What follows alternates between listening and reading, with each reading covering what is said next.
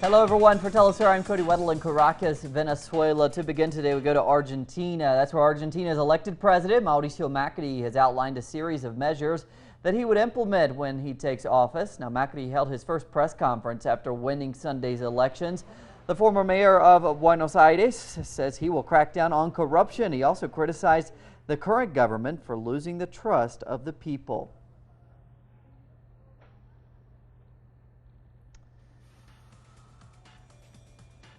And Macri also spoke about the economy. He announced he will change the currency exchange system in Argentina to a fixed rate. But the president-elect, he mainly focused on foreign policy. He announced his plan to build much closer ties with the neoliberal Pacific Alliance. Now, that bloc includes Peru, Chile, Mexico, and Colombia. Now, he further said he will try to have Venezuela suspended from the Mercosur trading bloc. He alleges that the government here violates human rights. And current Argentine President Cristina Fernandez, she will hold two key meetings this afternoon. The exiting head of state, she will first meet with her party's presidential candidate who lost, Agnes Scioli. Then shortly after, she will hold a meeting with Mauricio Macri, president-elect. The government has organized these meetings as a way to facilitate a transition for the newly elected president.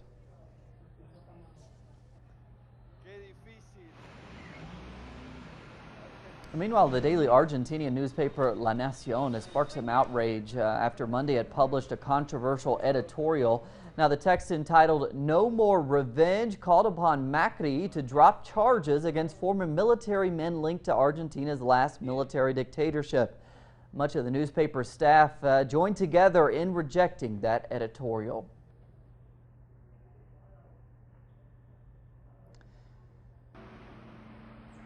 And as the new president there, Macri will meet with Cristina Fernandez. We're going to turn to our correspondent there in Argentina, Leonel Pobletti. Hello there again, Leonel. Good to see you there. What do we know that the two candidates, not the two candidates, the current president and incoming president Macri, what do we expect those two people to be talking about?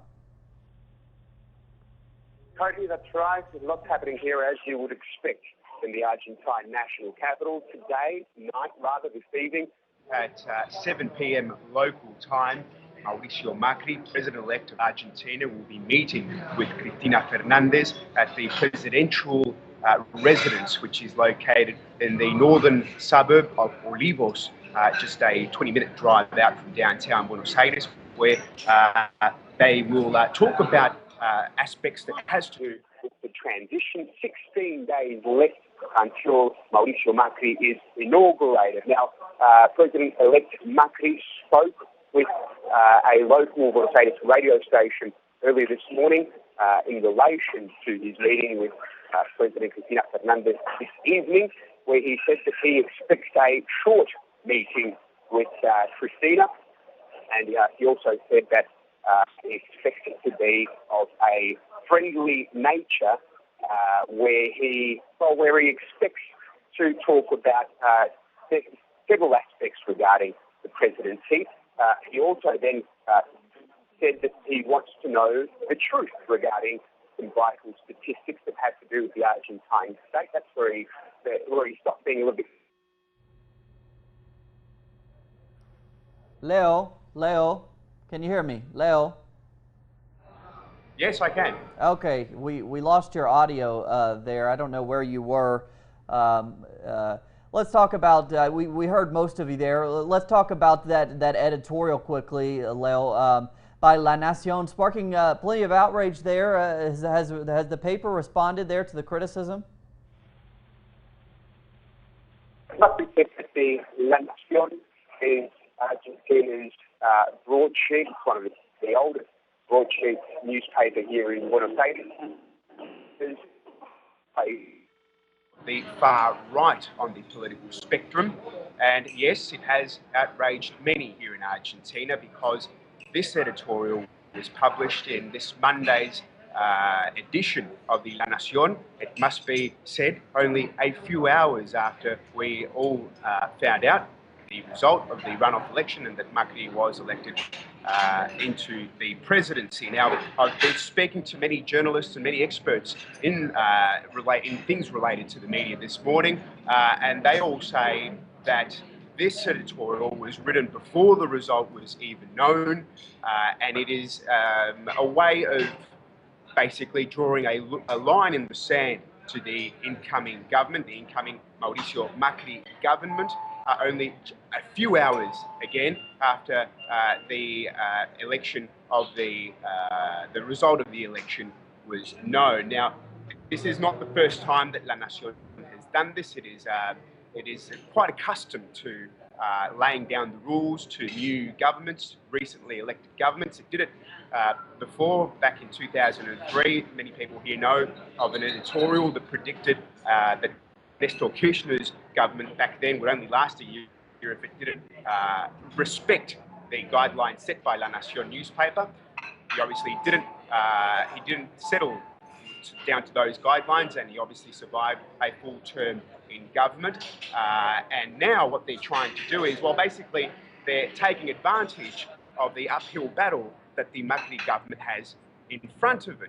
Why? Well, basically it only won by a 3-point margin when most of the right here in Argentina was expecting it to win by anywhere between 10 and 15 points. So a very slim margin there to win the election, and also the fact that the Macri government will have no majority whatsoever in neither chamber of the Argentine National Parliament. So many experts here are saying that it's La Nación's way, or the right's way, to toe the line in relation to the next government, which will have some sort of a weak governance. And it also must be said that human rights organisations are absolutely outraged by this editorial. Not surprised that La Nación actually said this, but by its timing, by having only said this hours after the electoral result was known. Cody. All right, Leo, joining us there from what appears to be a cafe there in Buenos Aires. Leonel, buen provecho. My pleasure. Thank you. Thank you, Leo.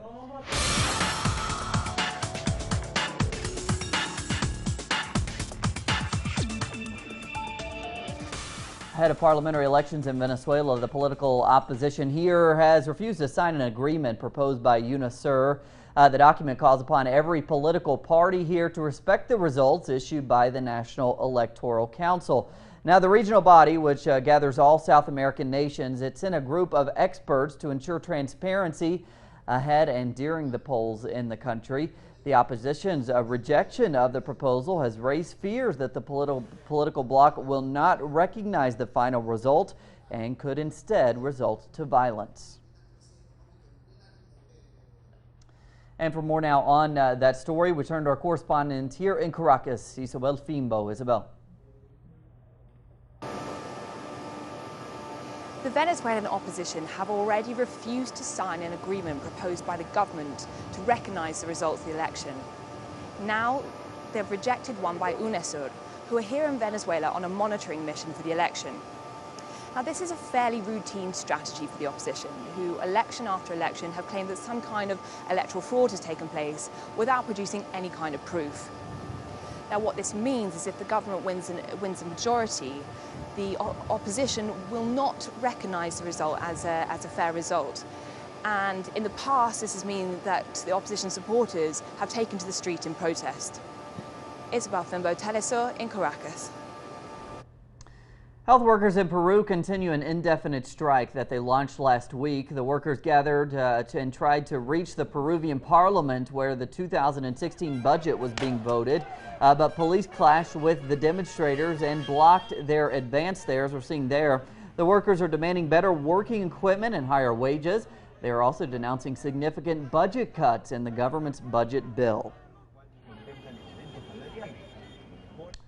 We're receiving news that more workers are joining that strike now. Our correspondent in Lima now reports. 2 national public worker strikes resumed today in Peru. One is by judicial workers who are demanding a larger budget from the Ministry of Economics and Finance in order to obtain equipment and improve working conditions. They claim to be overworked and lack essential tools at their workplace to perform their job properly. The other group renewing a strike is administrative workers from the public health sector. They have taken that path to demand formal hiring of thousands of workers who have been under temporary working scheme for years. They're also rejecting the Trans-Pacific Partnership Treaty that Peru has joined because it would raise the cost of medicines and will make them less accessible. Both worker unions are holding protests today in downtown Lima, where violent confrontations with the police have become the norm. Rael Mora, Telesur, Peru. FARC leader Simon Trinidad has released a video revealing his living conditions in a U.S. prison. Now, the video shows the Colombian rebel chained from his waist down, and he says he has been kept in solitary confinement. Trinidad was extradited to the U.S. on charges of kidnapping and drug trafficking. However, U.S. authorities could not find any evidence of drug-related crimes, but they did sentence him for kidnapping. Now, the FARC guerrillas are asking for Trinidad to be released as part of the peace negotiations with the Colombian government. Mexico continues to be one of the most dangerous countries in the world for our colleagues, fellow journalists. As our correspondent Clayton Kahn now reports, he gives us an update on the state of freedom of speech there in Mexico. Over the weekend, Gloria Muñoz, critical journalist, columnist, and director of the online independent media outlet Desinformémonos, found that her home had been ransacked. Only her electronic tablets had been stolen. She joins an unprecedented number of Mexican journalists who have been targets of a wide range of aggressions.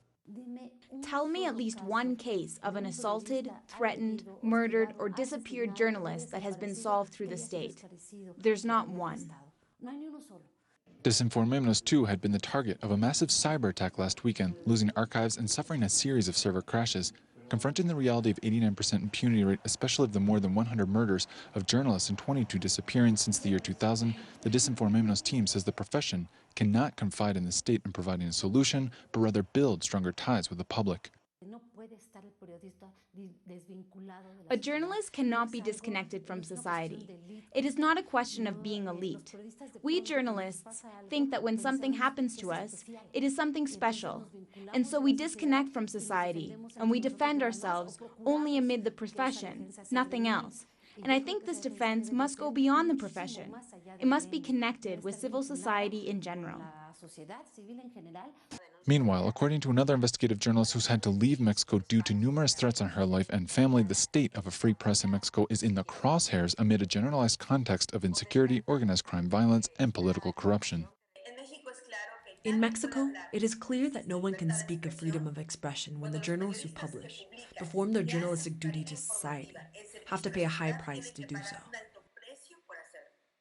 In echoing the sentiment of Muñoz, human rights defenders argued that the lack of greater citizen participation in demanding and defending a free and critical press sets the stage for the erosion of democratic institutions.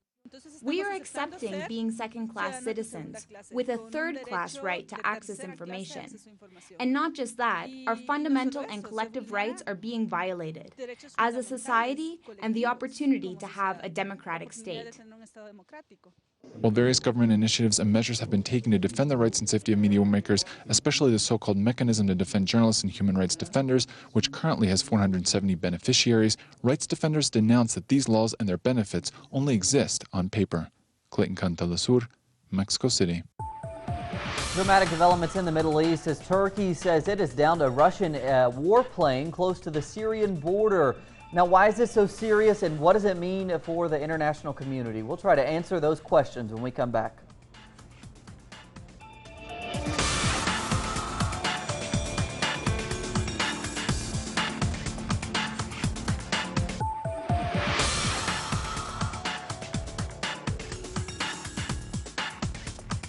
Discover Latin America and the world in our programs. Telesur Reports, The Real USA, the stories behind the tweets. Ataman, Lives, Know Your Body, Open Files. Exposing the conflicts that affect our people. Compelling personal stories and the most controversial events. See it all on telesurtv.net in English. Telesur. Wherever the news, you'll be there. Day by day, they're in the street with one mission: change the world through their actions. This is a different type of program, a conversation. The perspective you won't find in traditional media can be found on The Laura Flanders Show. Watch it on telesurtv.net/English. Telesur, wherever the news, you'll be there. We need to understand the world we live in. We require news with critical points of view, thorough analysis, and social commitment. This information is vital to think, to understand, and to change. The world demands a new perspective. telesurtv.net/English. Wherever the news, you'll be there.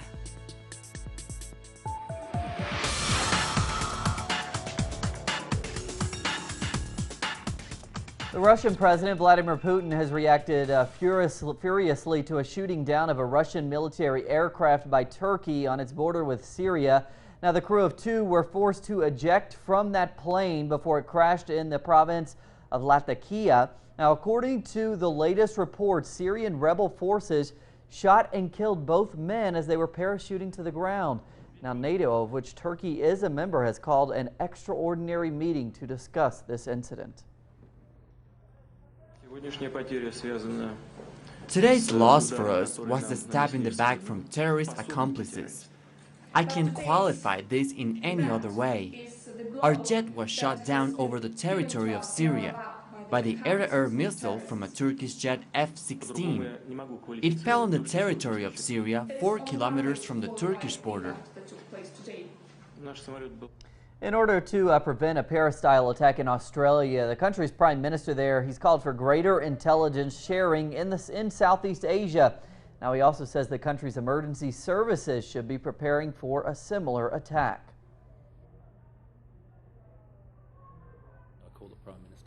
Thank you, Mr. Speaker. I ask leave of the House to make a ministerial statement relating to national security. Leave the Prime Minister. Mr. Speaker, when innocent people...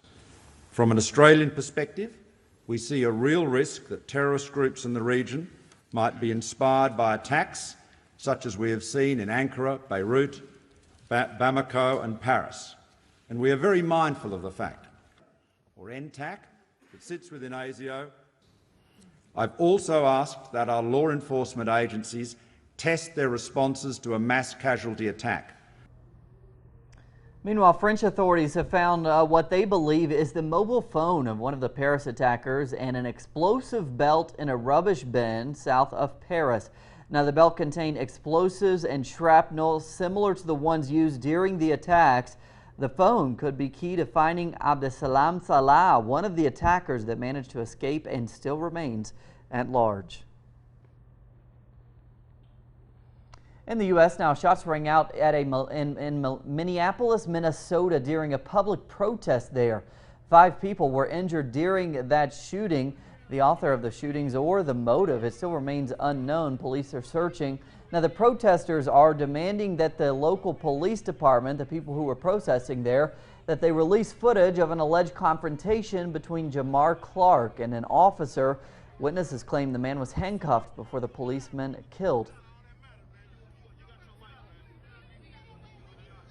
The 4th China CEE summit kicked off earlier this Tuesday in China's Jiangsu province. Premier Li Keqiang presided over the 4th meeting, where 16 leaders from Central and Eastern European countries attended.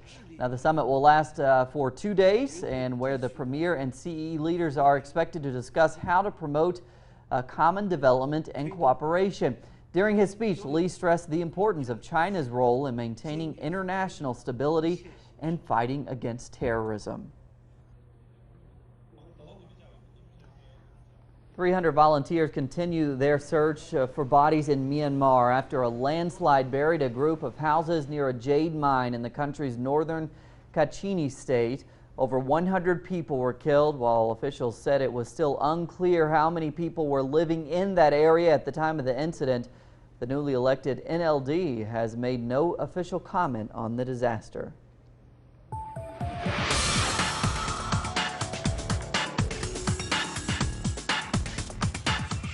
FIFA Vice President and soccer legend Michel Platini could be facing a life ban from football over corruption charges. Now, while FIFA's adjunctory committee considers its verdict, Platini is serving a 90-day suspension. Platini is accused of a disloyal payment that saw him receive over $1 million from Blatter in 2011 for consultation work done 9 years earlier. Platini has been an outspoken critic of Sepp Blatter and was standing for election as FIFA's next president. Meanwhile, a bagpipe band has become a source of pride for the Pakistani army, but this band, it rides on camels. Now, in the past, camels there were used to transport water, fuel, and troops. Wow, check that out. Water, fuel, and troops in the desert near the Indian border. But when the army moved to motorized transport, hundreds of those camels were just left without a purpose. In order to put them to use, the idea for the camel band was born. The band made its debut last March in the capital for Pakistan's National Day Parade. Its members hope to show off their skills elsewhere, not just in Pakistan, but also abroad.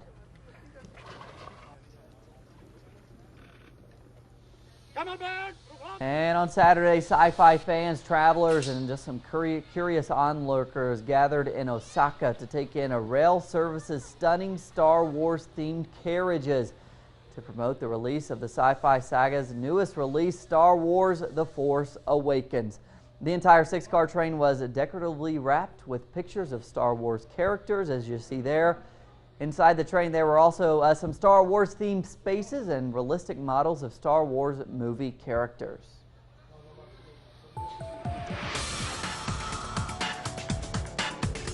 And that's what we're covering. Plenty more on all of those stories and others at our website, telesurtv.net/English. Join us on social media as well, Instagram, Facebook, and Twitter. For Telesur English, I'm Cody Weddle. We'll have the latest news for you in just a few hours.